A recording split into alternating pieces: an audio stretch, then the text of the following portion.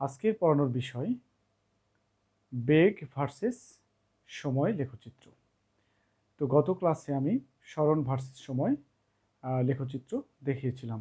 তো চলো দেখা যাক বেগ ভার্সেস সময় লেখচিত্রটা কেমন হয়। তো শুরুতেই যে বিষয়টা আমরা জানবো সেটা হলো বেগ বা সরল সন্ধিত স্পন্দন গতি সম্পন্ন কোনো কণার বেগ আমরা কিভাবে পেয়ে থাকি। নিশ্চয়ই আমরা জানি বেগ v d DT of x, অর্থাৎ যদি আমরা সরণকে সময়ের সাপেক্ষে ডিফারেন্সিয়েট করি তাহলে আমরা কি বেগ পাই। সরল সন্ধিত স্পন্দন গতির ক্ষেত্রে আমাদের যে সরণের যে ইকুয়েশন ছিল d DT of x equals to আমরা লিখেছিলাম এ সাইন ওমেগা টি। ওকে, আমরা কখনো লিখেছিলাম কি x equals to A sine omega t plus del. তো আমি এখানে সরলতার স্বার্থে অর্থাৎ সহজ করার লক্ষ্যে আমি এখানে লিখেছি এ সাইন ওমেগা টি। তো এটাকে যদি আমরা ডিফারেন্সিয়েট করি সময়ের সাপেক্ষে তাহলে কি দেখা যায় দেখো, এ সাইন ওমেগা টি। তো সাইনকে আমরা ডিফারেন্সিয়েট করব কার সাপেক্ষে বলো তো, সময়ের সাপেক্ষে। সাইন ওমেগা টি, টি থাকার জন্য আমরা কি করছি বলো তো, সাইন ওমেগা টি এই ফাংশনটাকে আমরা কি করছি সময়ের সাপেক্ষে ডিফারেন্সিয়েট করছি। তো ডিফারেন্সিয়েট করলে কি পাওয়া যায় দেখো, এ সাইনকে করলে কি হবে বলো তো, কোসাইন ওমেগা টি। আবার এই ওমেগাটিকে যদি আমরা ডিফারেন্সিয়েট করি শুধু আমরা কি পাবো বলতো, ওমেগা। নিশ্চয়ই তোমরা আগের ক্লাসে এটা জেনে আসছো কিভাবে আমরা ওমেগা পাই। তাহলে আমি যদি একটু সাজিয়ে লিখি তাহলে লিখতে পারি এ ওমেগা কোসাইন ওমেগা টি। ওকে, তাহলে বেগ সরল সন্ধিত স্পন্দন গতি সম্পন্ন কোনো কণার বেগ হলো এ ওমেগা কোসাইন ওমেগা টি। এই সমীকরণটাকে যদি আমরা আরও একটু মডিফাই করে লেখার চেষ্টা করি তাহলে আমাদের জানা আছে, দেখো আমরা কি জানি, cos square theta plus sign square theta equals to কি লেখা যায় বলতো, 1। তো আমরা যদি শুধু এখানে কজ স্কোয়ার, যেহেতু কজ ওমেগাটি আছে আমি শুধু cos square theta equals to আমি লিখতে পারবো 1 মাইনাস সাইন স্কোয়ার থিটা। তো এখান থেকে শুধুমাত্র আমি কোসাইন থিটা যদি বের করি তাহলে কি হবে, root over 1 minus sine square theta. Okay, তাহলে এই কোসাইন ওমেগা টি যেখানে আছে আমরা এই জায়গায় ব্যবহার করতে পারি কি বলতো, A omega cosine omega t এর জায়গায় আমরা লিখতে পারি root over 1 minus sine square theta.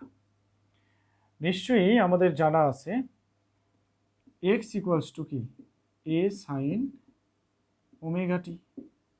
ওকে, দেখো তো সাইন ওমেগা টি এই সমীকরণটা আমরা জানি। তো এই ক্ষেত্রে আমি যদি বলি যে x divided a equals to sine omega t, তা লেখা যায় তো না, অবশ্যই লেখা যায় x divided a equals to sine omega t. Just এই ফরম্যাটটা আমরা মেনটেন করার চেষ্টা করছি। সরি, এখানে থিটা না হয়ে আমরা কি লিখবো বলতো, ওমেগা টি। তো সাইন ওমেগা টি এই ক্ষেত্রে দেখো a omega root over 1 minus sine square omega t. Just sine omega টির মানটা আমি যদি ইনপুট করে স্কোয়ার দিই তাহলে হয়ে যাবে, তাই না। তাহলে সাইন ওমেগা টি এর মান কি এক্স ডিভাইডেড এ, তাহলে এক্স ডিভাইডেড এ। নিশ্চয়ই কি সাইন স্কোয়ার আছে, তাহলে আমরা নিশ্চয়ই বুঝতে পারছি এক্স স্কোয়ার ডিভাইডেড কি হবে, এ স্কোয়ার হবে, তাই না। তাহলে এখান থেকে দেখো এ ওমেগা রুট ওভার, আমরা যদি এখানে লসাগু করি এ স্কোয়ার, তাহলে আমরা এ স্কোয়ার লিখতে পারি মাইনাস এক্স স্কোয়ার। এটাকে আমরা লিখতে পারি এ ওমেগা রুট ওভার, আলাদা আলাদা করে যদি আমরা লিখি তাহলে লিখতে পারি a square minus x square divided root over A square. নিশ্চয়ই বুঝতে পারছো যে রুট এবং স্কোয়ার এটা কি হবে বলতো, ভ্যানিশ হয়ে যাবে। তাহলে যাওয়ার ফলে শুধুমাত্র কি থাকবে, এ থাকবে, তাই না। তাহলে আমরা সেটা লিখবো a omega root over A square minus x square divided কি এ ক্যান্সেল হয়ে গেল। তাহলে লেখা যায় ওমেগা রুট ওভার এ স্কোয়ার মাইনাস এক্স স্কোয়ার। নিশ্চয়ই এটা কার মান বলো তো, ভি। তো এখানে যে বিষয়টা লক্ষণীয় সেটা হলো বেগের জন্য দুইটা আমরা ইকুয়েশন পেয়েছি। আসলে আমরা কখন কোনটা প্রয়োগ করব, তাই না? যখন ম্যাথমেটিক্যাল প্রবলেমগুলো আমরা সলভ করব তখন সেক্ষেত্রে এই দুইটা ইকুয়েশন দিয়ে আমরা সলভ করতে পারি। নাম্বার ওয়ান, দেখো এখানে আমরা দেখতে পাচ্ছি কি টাইম, অর্থাৎ যদি সময় উল্লেখ থাকে তাহলে সময়ের জন্য আমরা বেগের এই সমীকরণটা প্রয়োগ করব। ওকে, আর যদি সরণ এক্স যদি থাকে বা ওয়াই যদি থাকে, সরণ যদি থাকে, তাহলে সরণের জন্য আমরা ভেলোসিটি বা বেগের এই সমীকরণটা প্রয়োগ করব। নিশ্চয়ই বুঝতে পেরেছো? তাহলে সরল সন্ধিত স্পন্দন গতি সম্পন্ন কোনো কণার বেগের সমীকরণ হলো দুইটা। যখন টাইম ডিপেন্ডেন্ট হবে তখন আমরা পাবো v equals to A omega cosine omega t. Number two, যখন এক্স বা সরণের সাপেক্ষে হবে তখন আমরা কি সরণ, যেহেতু সরণ আছে এখানে এক্স, তাহলে এক্স এর জন্য হলে আমরা লিখতে পারবো v equals to omega root over A square minus x square, right? তাহলে এখানে কোনো সমস্যা নেই। এখন আমরা চলে যাই যে বেগ সময় গ্রাফটা যদি আমরা বের করতে চাই তাহলে আসলে ঘটনাটা সেখানে কি ঘটে সেটা আমাদের একটু ভেবে দেখা উচিত। তো শুরুতেই আমি যে বিষয়টা নিয়ে তোমাদেরকে বলেছিলাম সেটা হলো আমি গতি সরণ ভার্সেস সময় লেখচিত্রে আমি এরকম একটা ফিগার ড্র করেছিলাম। Just I can remind you, তোমাদেরকে আমি মনে করে দিতে পারি যে এরকম একটা ফিগারে দেখানো হয়েছিল ঠিক এরকম বিষয় একটা, যেখানে আমরা লিখেছিলাম যে এটা শূন্য অবস্থা, এখান থেকে ধরো টাইম টি, এটাকে আমরা লিখেছিলাম টি ডিভাইডেড 4, এটাকে লিখেছিলাম টি হাফ, এটা হলো থ্রাইস টি ডিভাইডেড 4। ওকে, আর একটা বিষয় হলো এখানে দেখানো হয়েছিল যখন কোনো ঘূর্ণায়মান বৃত্তাকার পথে যদি কোনো কণা এরকমভাবে কি থাকে বলতো ঘুরতে থাকে তখন এই বরাবর, সেখানে আমি অয় ধরে সরণটাকে বের করেছিলাম, এই বরাবর একটা ছায়ার দৈর্ঘ্য বোঝানো হয়েছিল যে যখন কণাটা এখানে থাকবে ঠিক সেই অবস্থায় ছায়ার দৈর্ঘ্য কোথায় পড়বে, এই বিন্দুতে পড়বে।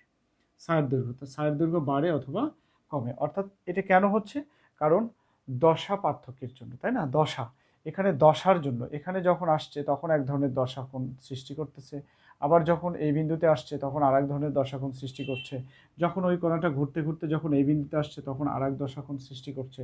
এরকমভাবে সময়ের সাথে সাথে দশা কোণের পরিবর্তন হচ্ছে, আর দশা কোণের পরিবর্তনের সাথে সাথে সরণের পরিবর্তন হচ্ছে। আর যখন সরণের পরিবর্তন হচ্ছে ঠিক সেই সময় কি আমরা পাচ্ছি কি বলতো, বেগেরও পরিবর্তন হবে। যেমন দেখো আমরা সেই সরণকে ডিফারেন্সিয়েট করেই কিন্তু কি পেয়েছি, আমরা এই বেগ রাশিটাকে পেয়েছি, তাই না? তাহলে অবশ্যই আমাদের মনে রাখতে হবে যে সরণের পরিবর্তন হচ্ছে, সো এখানে বেগের পরিবর্তন হবে। শুধুমাত্র বেগ না, এখানে অ্যাক্সেলারেশন বা ত্বরণেরও কিন্তু পরিবর্তন হবে, যেটা আমরা ধীরে ধীরে কি জানবো। তো এই ক্ষেত্রে দেখো আমরা জেনেছিলাম যে এই অংশের জন্য আমরা লিখতে পারি কি বলতো π/2। ওকে, আর এখানকার জন্য আমি লিখতে পারি এই বিন্দুতে এটার জন্য লিখতে পারি পাই, এখানে কি বলতো থ্রাইস পাই ডিভাইডেড 2, আর এখানে কি লেখা যায় বলতো টয়েস পাই। আমি যেটা গত লেকচারে আমি এই ফিগারটা দেখিয়েছিলাম। এবং আমরা যদি এই বেগের সমীকরণটাকে যদি আমরা গ্রাফিক্যালি রিপ্রেজেন্ট করি তাহলে দেখো আমরা জাস্ট এইটুকু মনে রাখবো, v equals to A omega cosine omega t এবং v equals to omega root over A square minus x square, এই দুইটা সমীকরণ পেলাম। তো এটা আমি আবার একবার লিখবো, v equals to omega a cosine omega টি।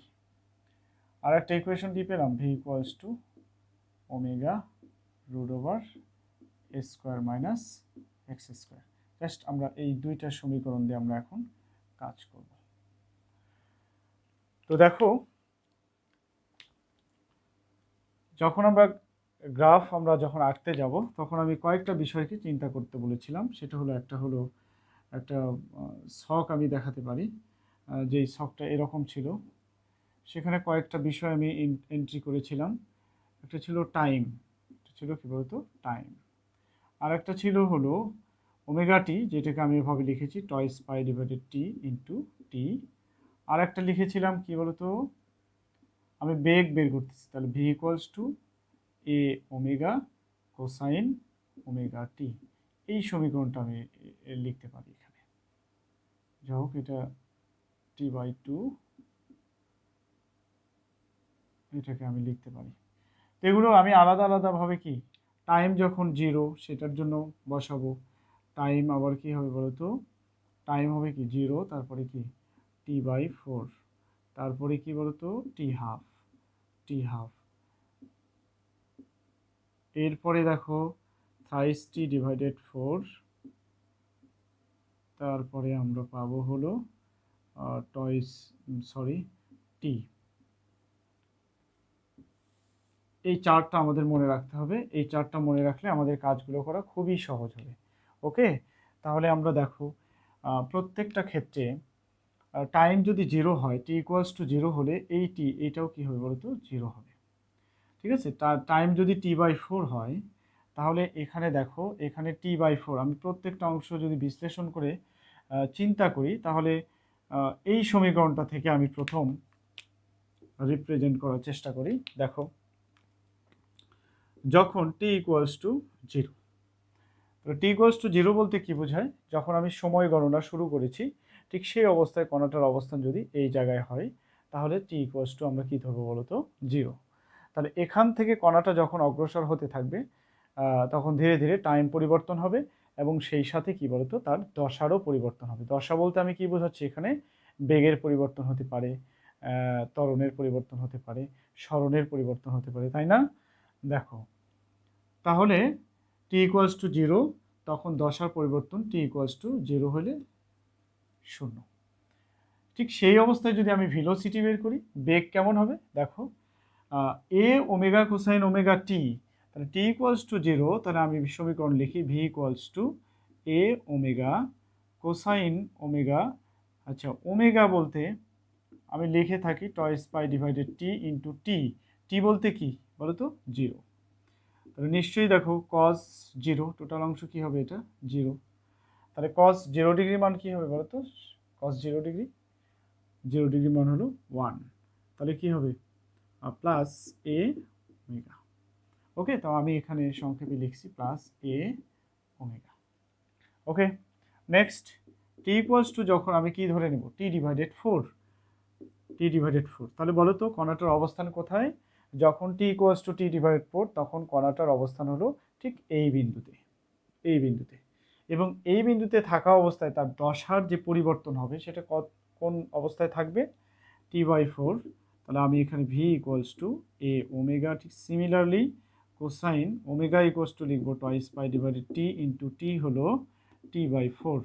দেখো এখান থেকে 4 2, তো টি কেটে যায়, π/2, দ্যাট মিন্স কি এখানে কি হচ্ছে বলতো π/2, আমরা লিখতে পারি কত ডিগ্রি 90 ডিগ্রি। ওকে, তাহলে এ ওমেগা কোসাইন π/2, তাহলে cos 90 ডিগ্রি মান কত বলতো, আমাদের জানা আছে কোসাইন 90 ডিগ্রি মান হলো 0। যদি কোসাইন 90 ডিগ্রি মান 0 হয়, তাহলে টোটাল ভেলোসিটি = 0।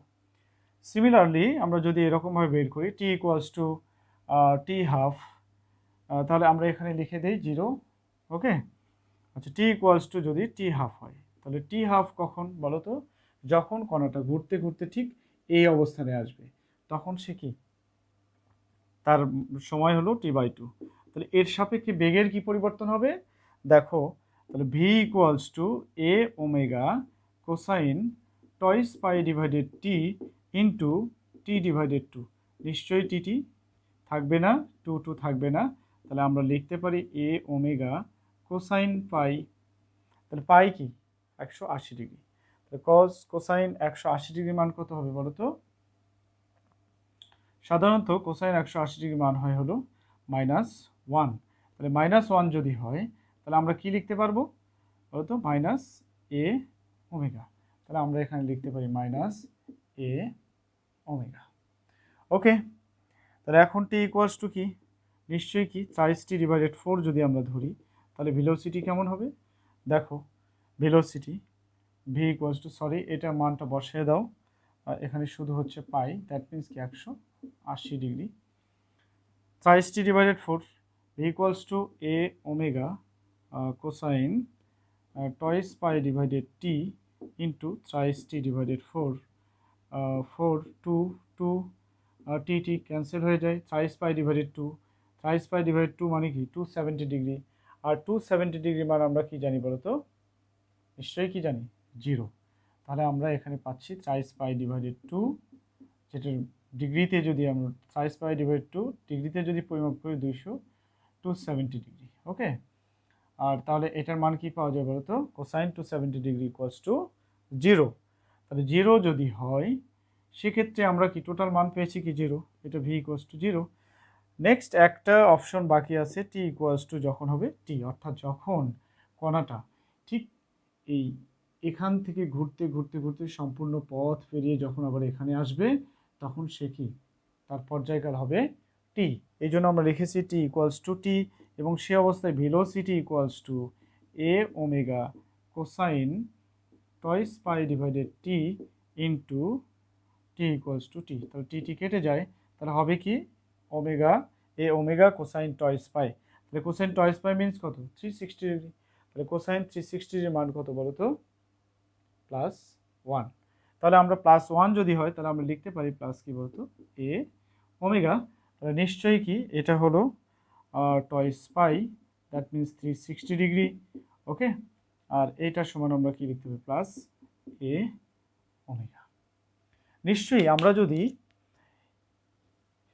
এই অবস্থাগুলো প্লাস সর্বোচ্চ বিস্তার অবস্থানের সর্বোচ্চ বেগ ভেলোসিটি কি পেয়েছি বলতো, প্লাস এ ওমেগা 0, এরপরে কি আবার ভেলোসিটি পেয়েছি কি, প্রত্যেকটা দেখো সময়ের সাথে সাথে বেগের কিন্তু কি হয়েছে বলতো, পরিবর্তন হয়েছে, বেগ সর্বোচ্চ হয়েছে, বেগ 0 হয়েছে, বেগ আবার সর্বনিম্ন মাইনাস এ ওমেগা হয়েছে, আবার 0, আবার সর্বোচ্চ অবস্থানে চলে গেছে। এইটাকে যদি আমরা গ্রাফিক্যালি রিপ্রেজেন্ট করি তাহলে গ্রাফটা আসলে তার কেমন দাঁড়ায় সেটা আমাদের দেখা উচিত, তাই না? তাহলে আমরা গ্রাফে এই সম্পূর্ণ অংশটা যদি দেখাতে চাই তাহলে এরকমভাবে আমরা দেখাতে পারি।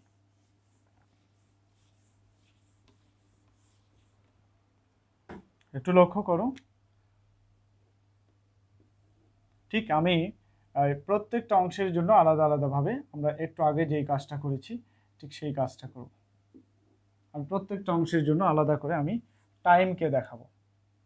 ওকে, তাহলে প্রথমেই দেখো এখানে হলো আমরা ধরেছি যে এক্স অক্ষ বরাবর এটা কি ছিল বলতো, টি সেকেন্ড। ওকে, আর ওয়াই অক্ষ বরাবর আমরা যেটা ধরবো সেটা হলো ভি, এটা হলো মিটার পার সেকেন্ড। তো নিশ্চয়ই দেখো এটা যদি ওয়াই অক্ষ হয় তাহলে এই ওয়াই অক্ষের এটা কি পজিটিভ দিক, এটা পজিটিভ দিক, এটা ওয়াই অক্ষের কি বলতো নেগেটিভ দিক। তাহলে আমরা সর্বোচ্চ মান পেতে পারি কি পজিটিভ। তাহলে আমি এইটার একটা লাইন আমি বর্ডার ধরে নিলাম, এটা হলো প্লাস এ ওমেগা, আর এটাকে ধরে নিলাম হলো মাইনাস এ ওমেগা। ওকে, এবং প্রত্যেকটা অংশ দেখো 0 টি ডিভাইডেড 4, এটা হলো টি ডিভাইডেড 4, এটাকে আমি লিখতেছি টি হাফ, এটাকে লিখতেছি হলো থ্রাইস টি ডিভাইডেড 4, এটাকে লিখতেছি কি বলতো টি। এবং এটার জন্য যখন টি ডিভাইডেড 4 তখন দশাটা কত পেয়েছি, তখন আমরা পেয়েছিলাম হলো পাই বাই টু। তারপরে যখন তোমার টি হাফ তখন দশা কত পেয়েছি শুধুমাত্র পাই, যখন থ্রাইস টি বাই 4 তখন আমি পেয়েছিলাম কি থ্রাইস পাই ডিভাইডেড 2, আবার যখন তোমার টি তখন আমি দশা পেয়েছিলাম কি বলতো টয়েস পাই। ওকে, নেক্সট আমাদের কাজ শুরু।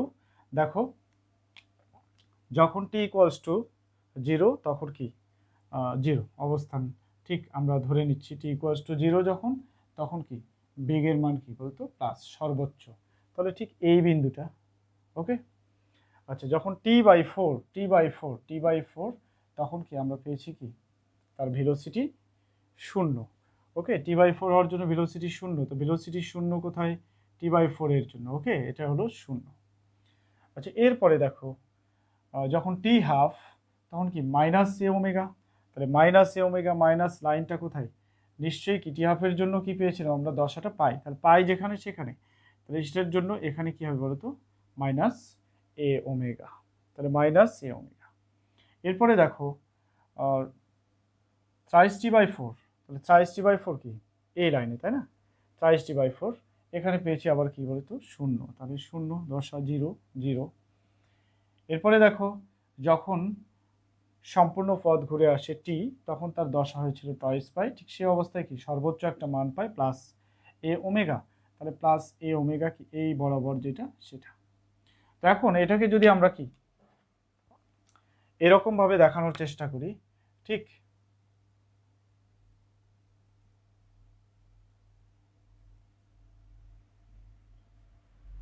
তাহলে একটা লেখচিত্র তৈরি হয়ে যায়। আসলে এই গ্রাফটাই মূলত কি বেগ ভার্সেস সময় গ্রাফ।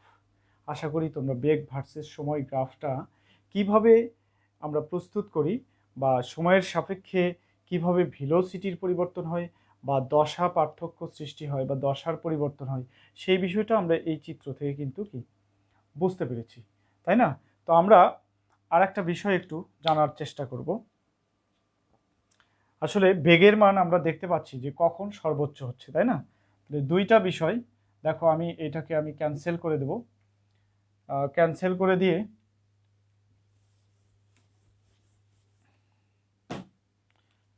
তাহলে আমরা দেখতে পাচ্ছি কি v equals to A omega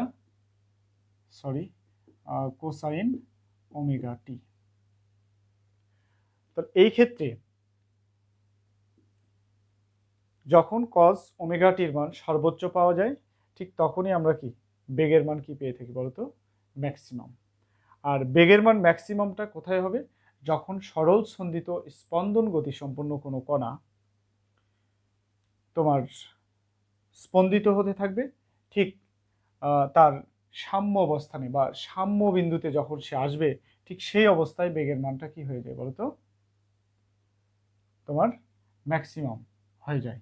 এটা কিভাবে, আমরা যদি একটা সরল দোলক চিন্তা করি বা একটা স্প্রিংয়ের স্পন্দনকে যদি চিন্তা করি, ধরে নেওয়া যে একটা সরল দোলক, এই দোলকটা যদি দুলতে থাকে, তাহলে দেখো এই দোলকটা যখন এরকমভাবে দুলবে বা স্পন্দিত হতে থাকবে, ঠিক সেই অবস্থায় দেখো এই অবস্থাটাকে আমরা বলছি কি সাম্য অবস্থা।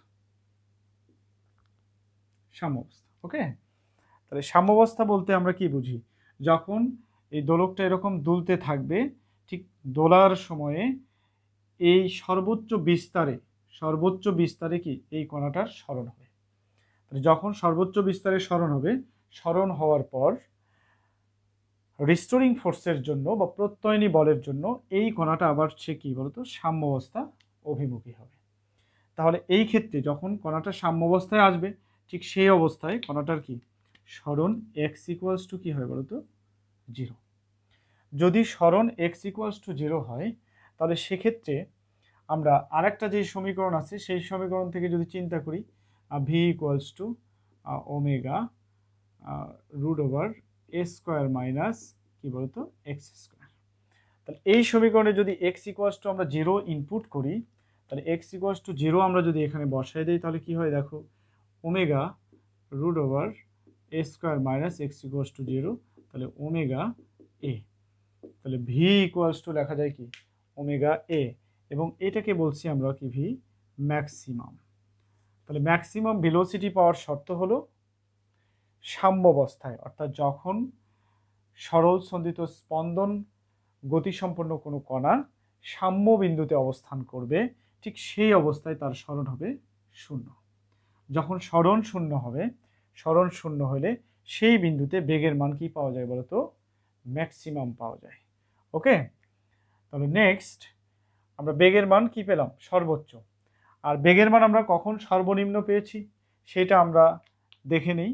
তাহলে বেগের মান সর্বনিম্ন আমরা কখন পাবো, একটু লক্ষ্য করো, যখন এই ববটা ঠিক এদিকে যাচ্ছে যাচ্ছে যাচ্ছে, সর্বোচ্চ বিস্তারে যখন চলে গেছে। সর্বোচ্চ বিস্তার বলতে কি, আমরা এখানে যদি ধরে নিই যে এটা এদিকে হচ্ছে স্মরণ এক্স এক্স, আর সর্বোচ্চ বিস্তার কি এই বিন্দুতে সর্বোচ্চ বিস্তার, অর্থাৎ এখান থেকে সে আবার ব্যাক করবে।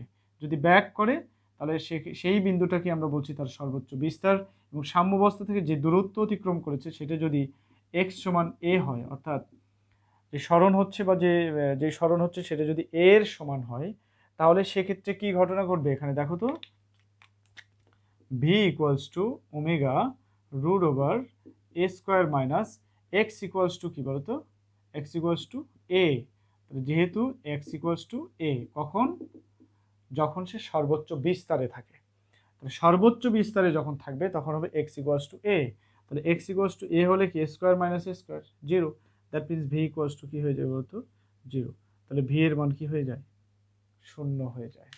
ওকে, তাহলে আমরা ভি এর ম্যাক্সিমাম পাই ওমেগা এ, আর ভি এর জন্য বেগ কখন আমরা শূন্য পাই, যখন সরল স্পন্দিত স্পন্দন গতি সম্পন্ন কোনো কণা সর্বোচ্চ বিস্তারে থাকবে। এক্স ইকুয়ালস টু যখন এ হবে, ঠিক এই বিন্দুটা, এই বিন্দুতে কি বলতো, ভি এর মান হবে কি বলতো, শূন্য।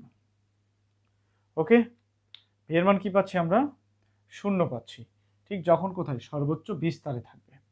তাহলে আমরা দুইটা জিনিস বুঝলাম, একটা হলো কণা সাম্যাবস্থায়, কণার সাম্যাবস্থার ক্ষেত্রে, এটা হলো সাম্যাবস্থার ক্ষেত্রে। নাম্বার 2, কণার সর্বোচ্চ বিস্তারে। ঠিক আছে, সর্বোচ্চ বিস্তারে বেগের মান কি হয়ে যায়, শূন্য। আমরা এই অংশটুকুকে যদি আমরা বিবেচনা করি, তাহলে আমরা এখানে যে রকম বেগের মান কি পাচ্ছি বলতো, বেগের মান পাচ্ছি কি ম্যাক্সিমাম। তো বেগের মান যে ম্যাক্সিমাম পাচ্ছি কি এ ওমেগা, ঠিক আমরা এখানে অ্যাক্সেলারেশনটা আসলে কত পাবো, তাহলে তোমরা একটু পরেই সেটা জানতে পারো। সরল দোলকের জন্য, এটা যেহেতু সিম্পল হারমোনিক মোশন, সেহেতু সরল দোলকের জন্য সর্বোচ্চ কণার সর্বোচ্চ বেগ এবং সর্বোচ্চ বিস্তারে কণার বেগ নিয়ে আমরা আলোচনা করলাম। পরবর্তীতে আরও বিষয় নিয়ে আলোচনা হবে। ধন্যবাদ সবাইকে। পরবর্তী লেকচার দেখার জন্য আমন্ত্রণ রইল।